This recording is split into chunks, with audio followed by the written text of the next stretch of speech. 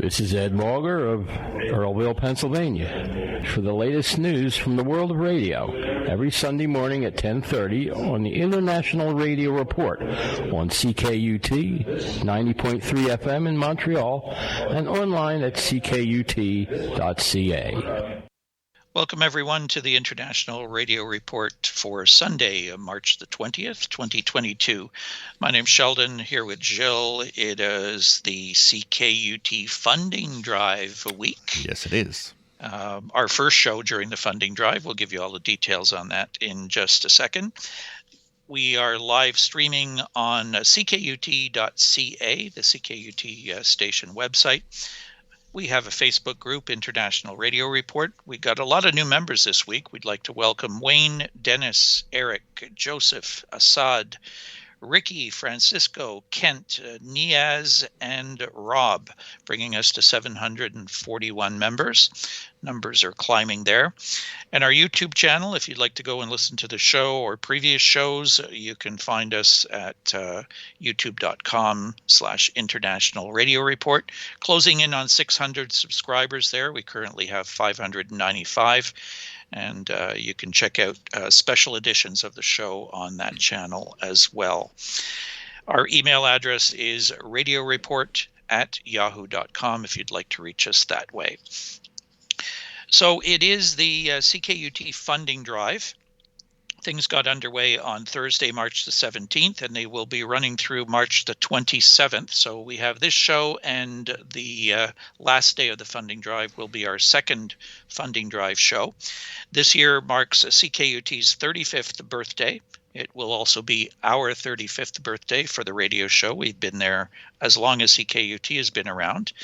They've chosen a funding drive theme this year, CKUT till infinity.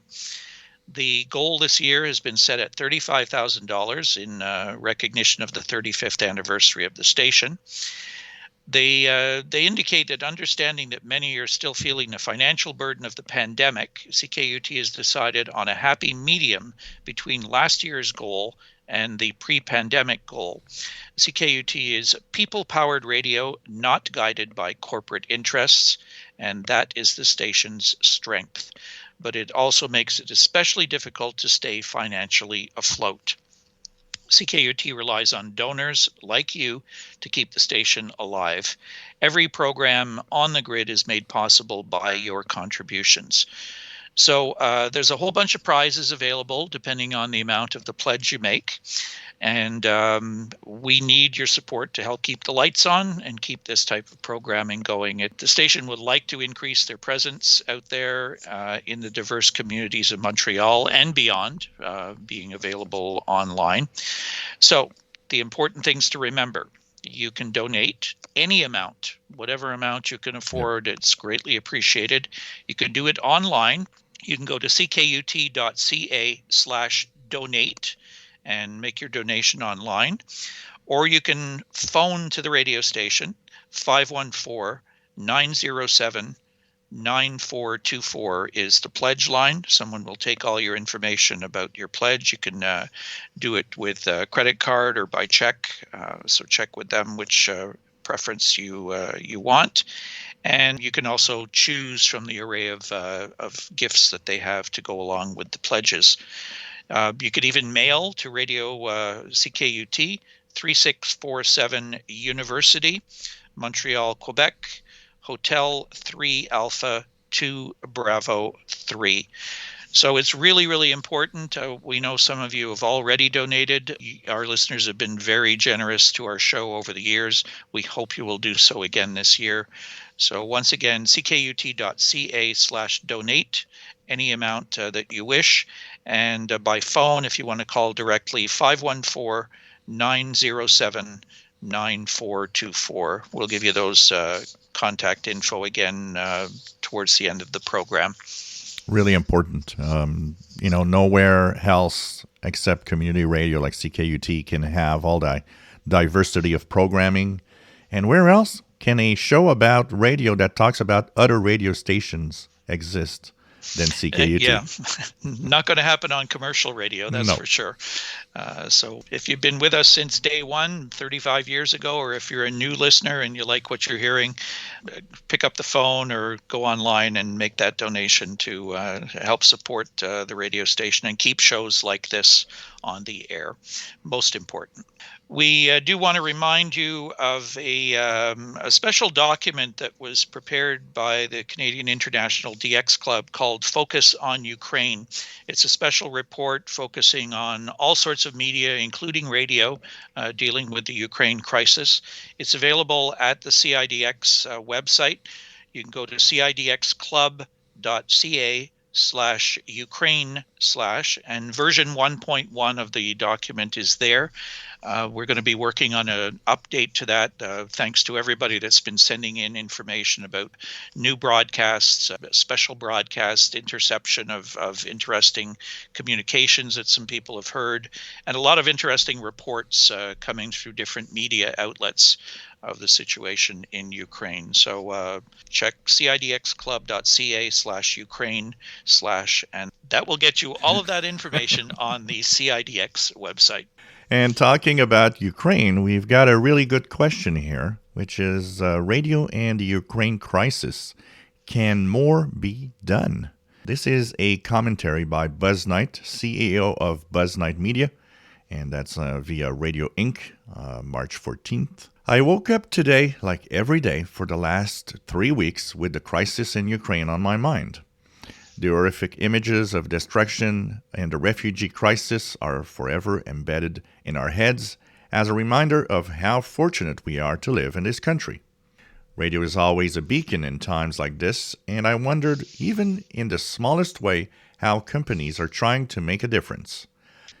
I decided to do a quick review of what I could find stations are doing, even in the smallest way, of utilizing websites, real estate to promote initiatives associated with the disaster.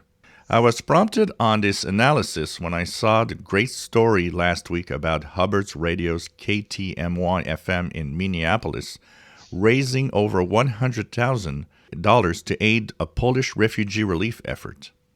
I randomly went to 20 radio station websites across the country, small, medium, and large, all formats. Only 5 stations out of 20 had any representation of efforts helping the humanitarian crisis. I was actually quite stunned as I scrolled through site after site looking for any hint of a station effort, or at least a station promoting a larger effort. In only one of those instances, I saw a link to the American Red Cross and their global initiative. In none of these cases did I see an individual station such as Hobart helping the greater good of the larger cause. I found plenty of websites real estate for the latest Kim Kardashian news, but nothing for Ukraine. It seems like the population sentiment is united in horror of what is happening. Aren't local radio brands supposed to reflect the sentiment of their markets? I'm not even suggesting that on-the-air content must support one of these initiatives, even though I'm not sure why it can't. I ran one other analysis relating to this topic. Musician Billy Craig and some folks created a sweet song called Tears for Ukraine, and I wondered about airplay on a national basis. I was equally deflated when I couldn't find any airplay for the song. Once again, at the very least, websites could give this song some exposure if programmers are unwilling to play the song in rotation. Times are certainly very tough in our own country, the USA, but this crisis in Ukraine is not going away anytime soon. I believe radio can do a better job here, and that radio has a heart. I appreciate you considering how to do more. That is something that is, I gotta say, difficult to understand why there isn't more support across the media. And I'd probably say the same here in Canada. If you go to the major network stations, there isn't a lot that you'll hear about Ukraine except the news bulletins. Yeah, I think this author of this commentary is really targeting the radio station owners The publication Radio Inc., where the commentary appeared, reaches mass media in the United States and beyond. So I think by him doing that survey and writing this commentary, he's really pointing the finger at big broadcasters. If you look at the United States, there's only a handful of major companies that own the majority of the radio stations across the country.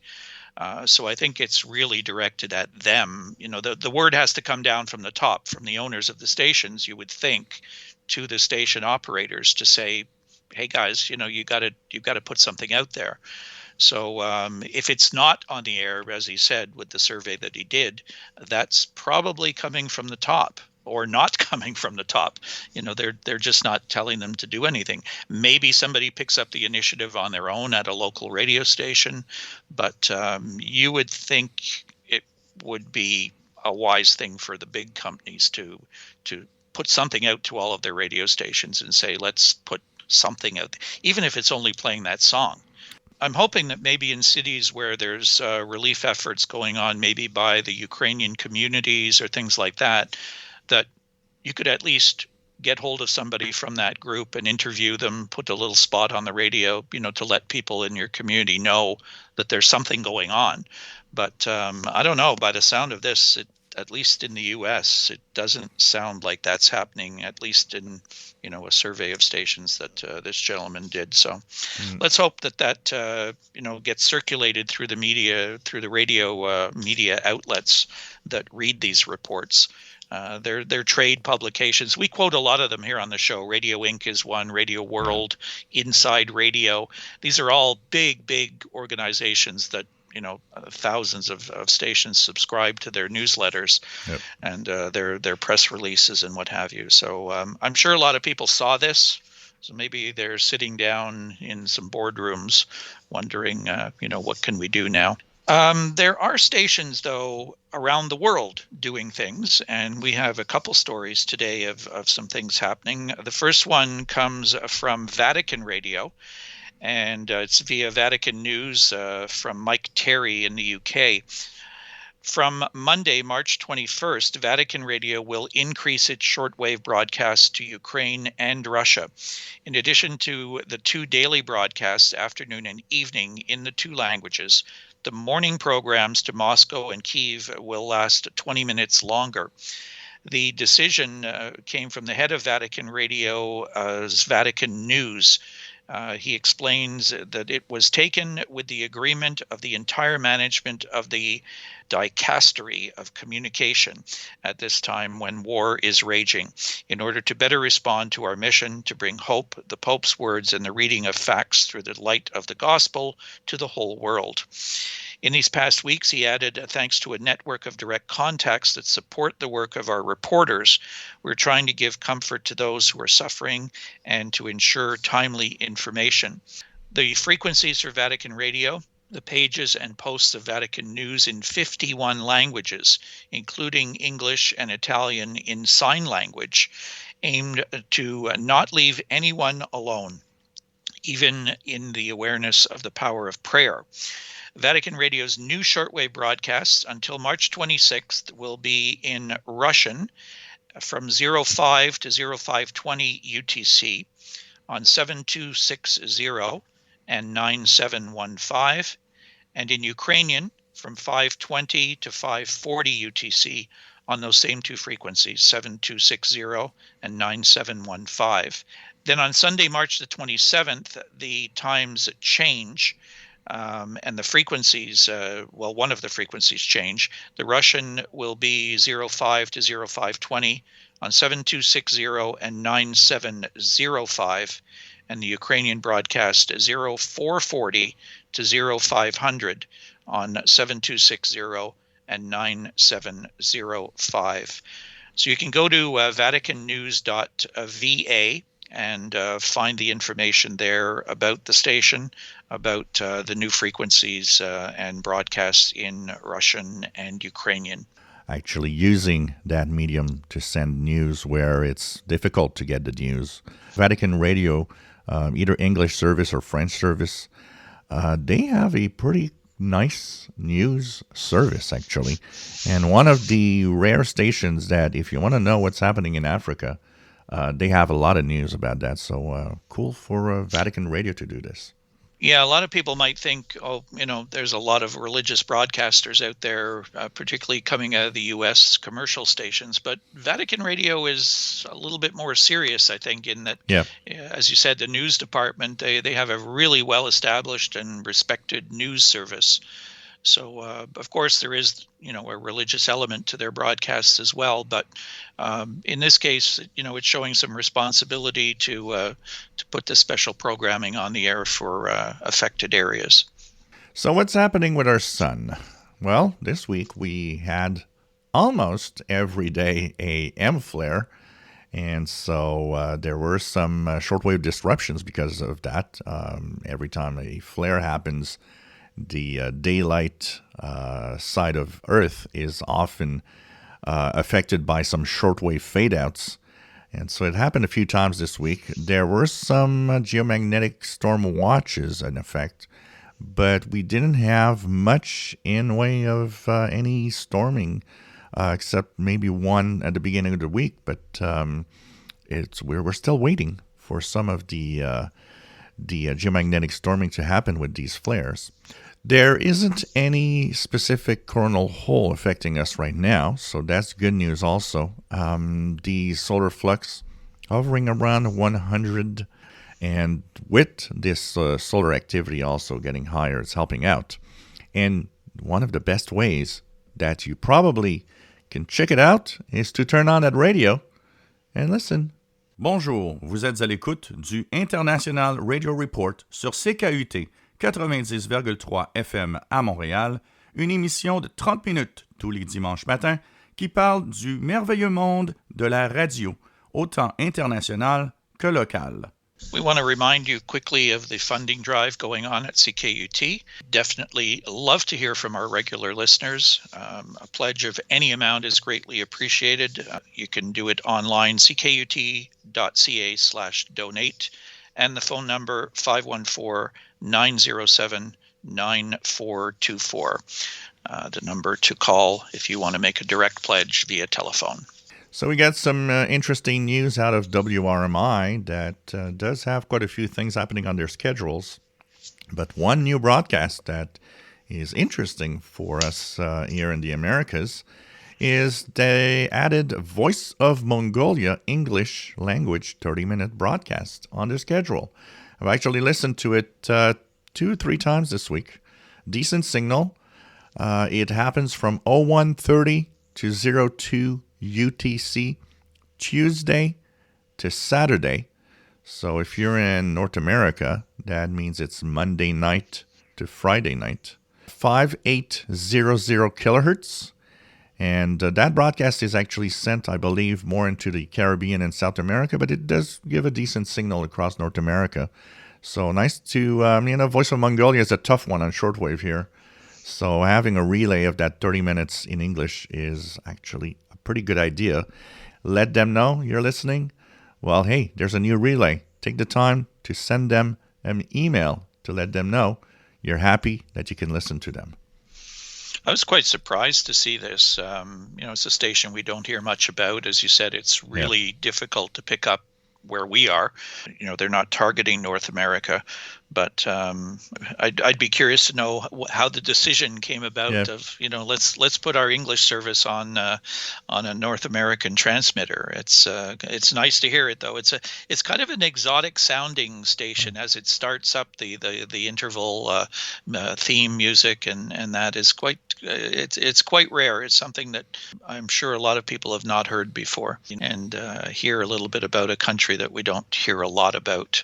And a QSL, somebody was actually saying that they had an email saying that postal service was slowly getting back to normal and that the QSL cards would be sent in the mail. So that means they're sending good old paper QSLs. Don't forget, if you write in and you do want one, you have to leave your full postal address so they can send it somewhere. Radio Exterior de España celebrates 80 years. That's pretty cool. This is by El Radio Escucha, and on March the 15th. Radio Exterior de España, REE, celebrated its 80th anniversary on March 15th, revalidating the power of the shortwave in the war in Ukraine due to the information censorship imposed by the Russian government. On March 15th, 1942, RNE broadcasts began on a regular basis on shortwave as a form of propaganda during the Franco dictatorship. 8 decades later, the International Channel of Public Radio continues to assume its mission of public service that it has entrusted by law, disseminating its content in international arena and reaching global coverage through all of those platforms in which it is possible: shortwave, internet, satellite, digital, terrestrial television, digital audio broadcasting, applications for mobile phones or tablets, and smart speaker aggregators. Radio Exterior de España brings to the whole world the news and reality of our country, disseminating the Spanish position in economic or commercial relations. But above all, it is the voice of a language and culture common to 550 million people around the world, and an official language in 21 countries. Listeners value shortwave broadcasts very positively, especially the people of the Spanish fishing fleet that fishes on the high seas, since it is the only realistic and economically viable alternative they have to know the news of our country. It is also a service widely appreciated and heard by the armed forces with Spanish missions abroad, the diplomatic and consular network abroad, the Spanish cooperation, the Spanish missionaries in the world, the Spanish population abroad, Spanish speakers and foreigners interested in Spanish culture. In the digital age, the alternative to propaganda, control, or blocking of the internet and social network is shortwave. It is broadcast in the open, its reception is free and cannot be interfered with. Nor can any listener be identified, as is the case with online radio or podcasts. The last peculiarity common to all free-to-air sound broadcasting is very important in the event of armed conflict, since it can endanger a person's life simply because of the information they are receiving. The shortwave broadcasting service is far from disappearing. Quite the opposite. According to the latest available data, there are 114 shortwave stations in the EBU area. In fact, large international radio stations maintain their presence in the shortwave towards areas of strategic interests, like stations like Radio Exterior, but also BBC, Radio France International, DW, ORF, Vatican Radio, Voice of America, Radio International of China, Radio Havana, Cuba, RAE Argentina, NHK Radio Japan, Radio Taiwan International, Radio Prague, Radio Romania. In the middle of the era of the internet, satellites, and social networks, shortwave radio from Radio Exterior de España is very useful to exercise the democratic commitment of the dissemination of contrasted, serious, truthful, and honest information. Its 80 years of history prove this, placing it in a very favorable situation to continue fulfilling in the future a mission that no other station in our country can perform, not only in Spanish, but also in English, French, Arabic, Russian, Portuguese, and Sephardic. Radio Exterior de España's shortwave broadcasts for Ukraine and Russia are broadcast in Spanish from 4 p.m. to 12 a.m. UTC, and in Russian from 6 p.m. to 6:30 p.m. UTC time, and that's, of course, in Spanish. So that's cool, and it's nice to see these broadcast stations, thinking that shortwave stations can be 80 years old. You can just imagine when all of this started a long, long time ago, and it's nice to see that 80 years later, they think that such shortwave broadcasts are extremely important to be maintained. They're pointing out the fact, too, of, other forms of disseminating information that are being blocked or being interrupted, for whatever reasons, intentionally or through breakdowns of systems or what have you. A portable radio, set of batteries, and away you go. Shortwave bands, you've got, particularly overseas, it's kind of sad that we don't have the same volume of or variety of stations available in North America as much anymore, but 114 shortwave stations in the EBU area is pretty impressive. Yeah, absolutely. And you're anonymous. You got that little radio somewhere. Nobody knows about it. And you get your news that you might need in some cases. Especially now, I think it's coming to the forefront again. We talked about that special document we've put together on Ukraine, the focus on Ukraine. And there's a lot of interesting transmissions going on out there that have surfaced only because of what's going on. Yep. And, they're looking for ways to reach the masses quickly in a simple fashion as well. I don't think you can get any simpler than radio. You basically don't need anything else but a radio. Pretty much. And away you go. So, one big ham radio contest coming up this week that we want to tell you about. It is the CQ Worldwide WPX Contest. It's a single sideband, so that's a phone contest. It is 2 days long, 0000 Zulu March 26th to 2359 Zulu March 27th, organized by CQ.